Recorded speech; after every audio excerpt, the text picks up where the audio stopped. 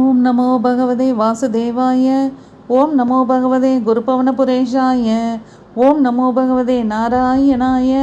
ஓம் நமோ பகவதே ஸ்ரீ கிருஷ்ணாய. ஸ்ரீமத் பாகவதம் 4வது அத்தியாயம். வியாசரின் ஆசிரமத்திற்கு நாரதர் வருகை.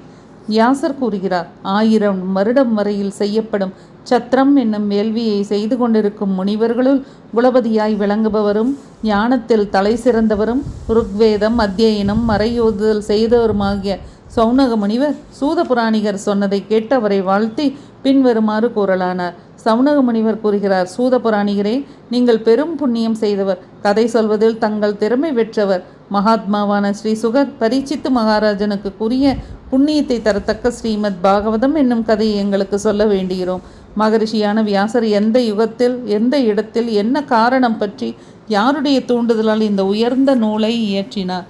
அந்த வியாசருடைய திருக்குமாரராகிய ஸ்ரீசுகர் பெரிய யோகி.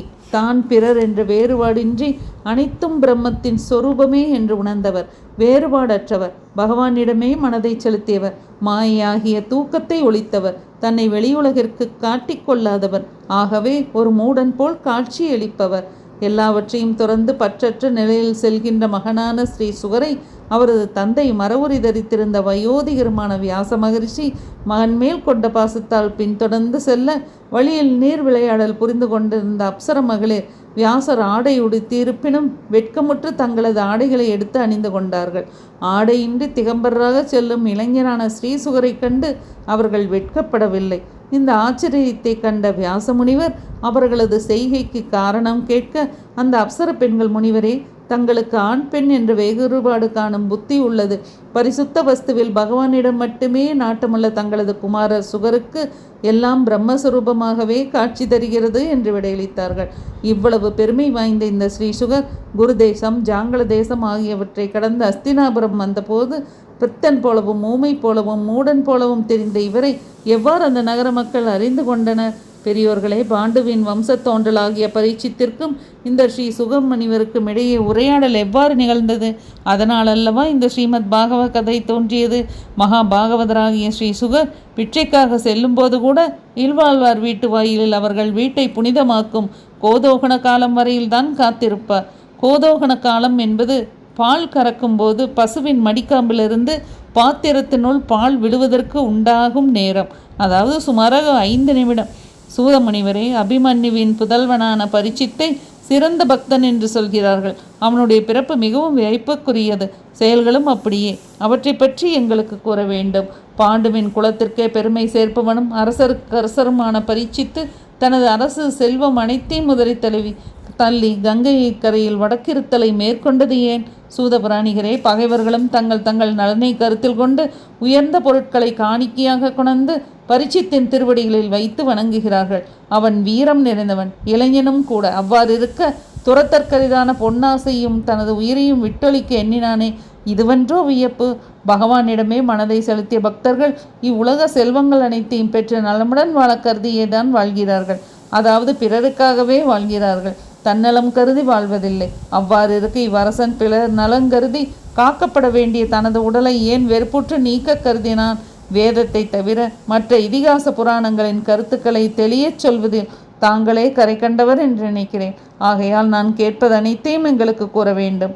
சூதர் கூறுகிறார், யுகங்களின் வரிசையில் 3வதான துவாபர கடைசியில் உபரிசரன் என்ற வசுவின் மகளான வாசவி என்ற சத்தியவதியிடம் பராசர மகரிஷிக்கு புத்திராக பகவான் வாசுதேவரின் அம்சத்துடன் பரம ஞானியான வியாச பகவான் தோன்றினார்.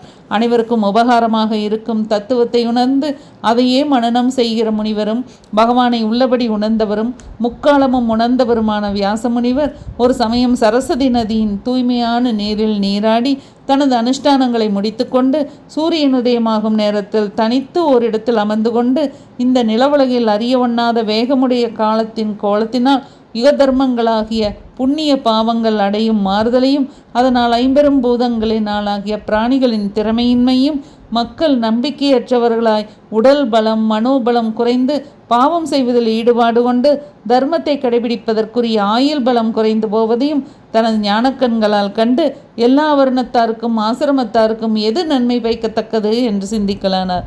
வேதத்தில் கூறப்பட்டுள்ள யாகம் முதலிய கர்மாக்கள் மக்களை தூய்மைப்படுத்துபவன. நலமருளுவன. அவை ஹோதா, அத்வர்யு, உத்காதா, பிரம்மா என 4 ரித்விக்குகளால் செய்ய வேண்டுவன. ஆக தொடர்ந்து நடந்தேறி வருவதற்காக ஒன்றாயிருந்த வேதராசியை 4ஆக பிரித்தார். வேதமானது ரிக், யஜு, சாமம், அதர்வணம் என 4 பாகங்களாக பிரிக்கப்பட்டது. மகாபாரதம், ராமாயணம் முதலிய இதிகாசங்களும் புராணங்களும் 5வது வேதமாக சொல்லப்படுகின்றன. இவைகளில் ரிக் வேதத்தை பைலர் என்பவரும், சாம வேதத்தை ஜெய்மினி என்பவரும், யஜுர் வேதத்தை வைச்சம்பாயனர் என்ற முனிவரும், அதர்வண வேதத்தினை தருணனுடைய மைந்தரான சுமந்து என்ற முனிவரும் அத்தியனம் செய்தார்கள். இதிகாச புராணங்களை தெரிந்து கொண்டவர் எனது தந்தையான ரோமஹர்ஷனர். பிறகு அந்த ரிஷிகள் தத்தம் வேதத்தை பல பிரிவுகளாக வகுத்தனர். பின்னர் அவர்களுடைய சீடர்கள் என்று வழிவழியாக வேதங்கள் பல கிளைகள் உள்ளனவாக பிரிக்கப்பட்டன. முன்பு நிறைமதியுடையவர்களால் கற்கப்பட்ட அந்த வேதங்களை குறைமதியுடையவர்களும் கற்றுணரும் பொருட்டு கருணையுள்ளம் கொண்ட வியாச பகவான் இவ்வாறு பிரித்தருளினார். மாதர்கள், 4ஆம் வர்ணத்தவர், மற்ற 3 வர்ணத்தாரிலும் குணம் செயல் இவற்றால் தாழ்ந்தவர்களாகி இவர்கள் வேதத்தை அத்தியனம் செய்தல் கூடாது. ஆகவே அவர்கள் உயர்ந்த நற்செயல்களை செய்வதற்கு இயலாது.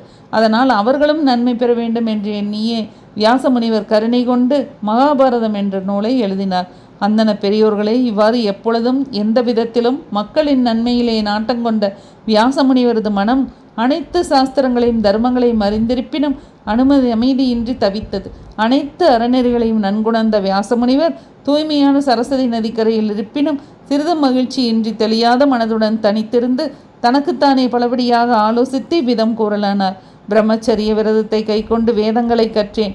குருமார்களையும் அக்னியும் வணங்கினேன். அவர்களது ஆணையை கபடின்றி தலைமேற்கொண்டேன். மாதர்கள், 4ஆம் வருணத்தவராகியவர்களும் பின்பற்றக்கூடிய அறநெறிகளையும் வேத விழுப்பொருளையும் அனைவரும் அறியும் வண்ணம் பாரதம் என்ற பெயரில் வெளியிட்டேன். நான் பிரம்மதேசத்தை பெற்று ஞானிகளில் சிறந்தோனாகவும் அனைத்தையும் செய்ய திறமை பெற்றிருப்பினும் எனது உள்ளம் நிறைய பெறாதது போல் தோன்றுகிறது. உண்மை பரம்பொருளை அறியாது கை நழுவிவிட்டவன் போல் தோன்றுகிறதே. நான் ஒரு கால் பகவானை பற்றிய பாகவத தர்மங்களை சரிவர விளக்கவில்லையோ? அந்த பகவானை பற்றிய தர்மங்கள் அல்லவா பரம பக்தர்களுக்கு உகந்தவை. அவர்கள் ஒப்பதைத்தானே பகவானும் முகப்பன். அதாவது பக்தர்கள் விருப்பமே என்றோ பகவானது விருப்பம். இவ்வாறு அமைதியின்றி தம்மை சூன்யமாக கருதி வருத்தமுறும் வியாசமுனிவரது ஆசிரமத்திற்கு நாரத முனிவர் வந்தார். நாரதர் வந்ததை கண்ட வியாசமுனிவர் எழுந்து எதிர்கொண்டளித்து தேவர்களும் கொண்டாடும் நாரத மகர்ஷியை அர்க்கியம், பாத்தியம், ஆச்சமனம் அளித்து முறைப்படி பூசனை புரிந்தார். ஓம் நமோ பகவதே வாசுதேவாய. ஓம் நமோ பகவதே குருபவனபுரேஷாய. ஓம் நமோ பகவதே நாராயணாய. ஓம் நமோ பகவதே ஸ்ரீ கிருஷ்ணாய. ஸ்ரீமத் பாகவத மகாபுராணம் 1வது ஸ்கந்தத்தில் 4வது அத்தியாயம் முற்றிற்று.